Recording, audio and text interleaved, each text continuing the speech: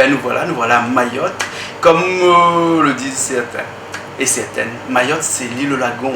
Mayotte, c'est l'île au parfum, mais pas que, parce que à Mayotte, il y a aussi autre chose. Il y a l'industrie de Mayotte, et l'industrie de Mayotte, avec des personnes qui sont de Mayotte, bien entendu, mais aussi d'ailleurs, comme des entreprises à La Réunion venues s'installer ici à Mayotte. Et pour nous en parler, on a le groupe LBS, IBS, pardon, le groupe IBS, hein, et avec nous, on a Didier Frédélizy. Didier, toi, tu t'occupes de quoi dans le groupe IBS? Ben, moi je suis, on va dire, je suis responsable déjà d'un site qui s'appelle IBS Préfabloc.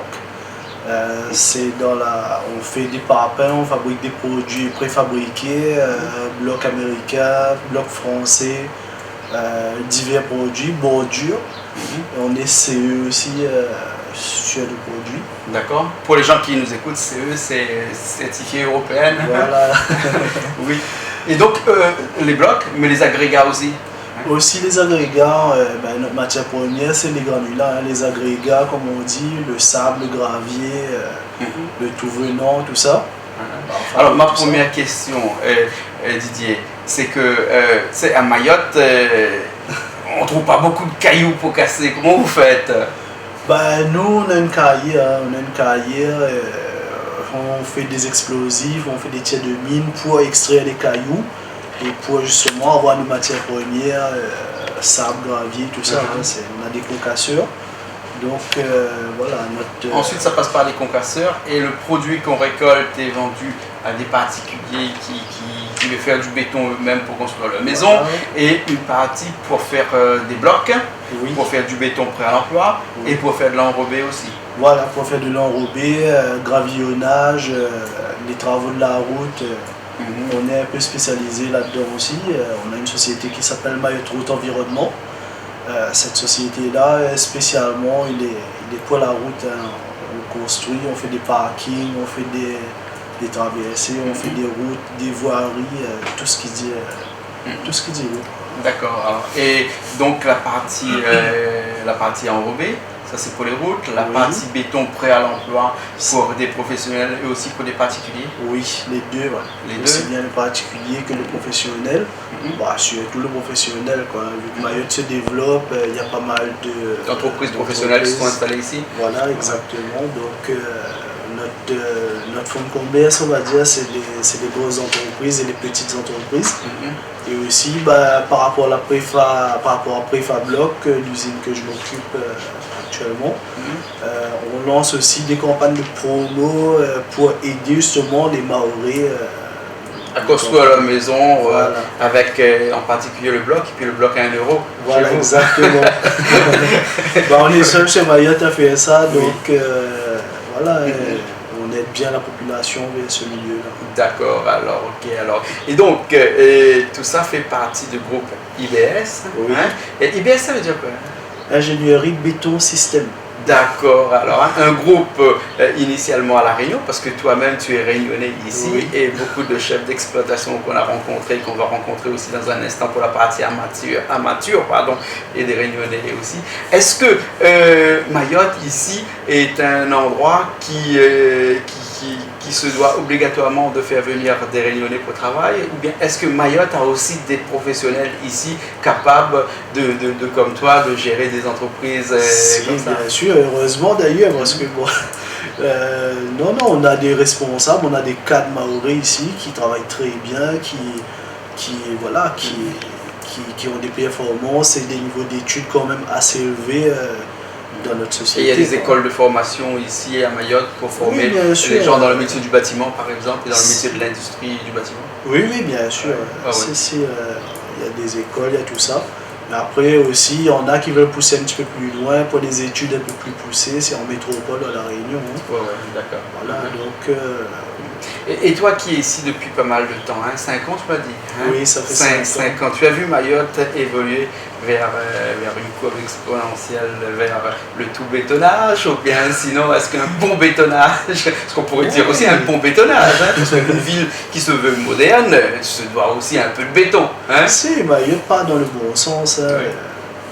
J'ai vu les évolutions déjà, je suis là depuis 2010. Oui. Depuis 2010. 2010, il y a pas mal d'évolutions. Les gens vont plus vers les produits béton, vont plus vers les produits parpaing, blocs à brancher. Et c'est fini la maison en bois ici à Mayotte, c'est fini la case en torchis en terre, c'est fini la case en tôle, maintenant c'est la case en béton. Ah oui, maintenant c'est réglementé, les entreprises, voilà, ils font leur travail aussi avec le niveau et voilà, c'est comme la Réunion, quoi. Ils vont dans le sens de la Réunion, d'abord les blocs français, ensuite les blocs américains, le béton, le treillis soudé, les armatures, tout ça. Maintenant, les Maoris viennent vers nous, vers ces produits-là. Et tout ça dans le seul but, le développement industriel, commercial et peut-être une autre culture, la culture de béton maintenant. Bien sûr, avant c'était des briques de terre, maintenant ça c'est fini. Déjà c'est un produit qui n'est plus réglementé. Voilà, les Maoris se dirigent vers du durable, on va dire, par rapport à avant. Bien sûr. Et le béton, bien entendu, est durable. Didier, merci beaucoup en parlant du béton durable, parce qu'un béton peut durer dans le temps très très longtemps, à une condition, c'est que ce soit du béton armé. Et pour nous parler de l'armature, on va recevoir un collègue à toi qui s'occupe de la partie armature ici dans le groupe. Oui, c'est M. Manuel Delorme. Manuel Delorme, ok, ben, on le reçoit tout de suite. Merci beaucoup Didier. De rien. Emmanuel. Bonjour. Bonjour. Emmanuel. Manuel. Je t'appelle Manuel alors. Ouais. Toi, tu t'occupes donc dans le groupe de la partie armature, cette société qui s'appelle Armature Mayotte Armature, installée Industrie, installée à Longoni, à côté du port de Mayotte. Et la société existe depuis longtemps?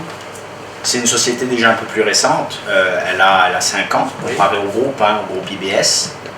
Et ici, on réalise tout ce qui dit armature sur plan, donc sur mesure pour les clients, et tout ce qui dit aussi produits standards, donc on compte les treillis et les barres pour la construction. Ok, alors, donc vous importez des aciers en barre ou en rouleau? Alors on a des barres, pour le côté armature on importe des aciers en barre, des barres de 12 mètres qu'on veut transformer.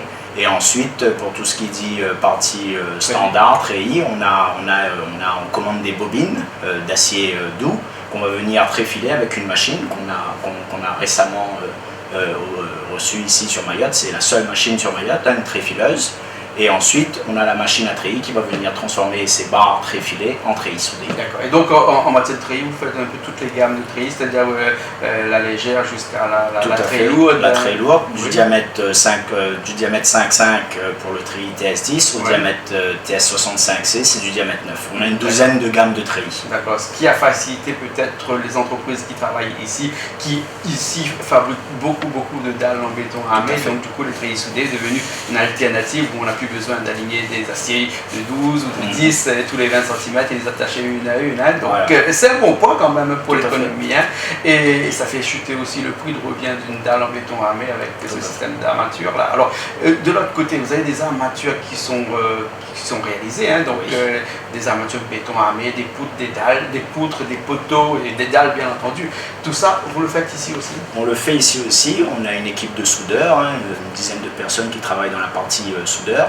Et là, ils viennent assembler toutes les pièces, alors les murs soutènement, les semelles filantes, les poteaux, les chaînages, pour la réalisation d'infrastructures, d'immeubles, de maisons.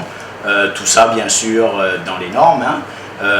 Donc, cette équipe-là, voilà, on travaille sur mesure, sur plan. Le client arrive avec ses plans, on va venir décortiquer les plans.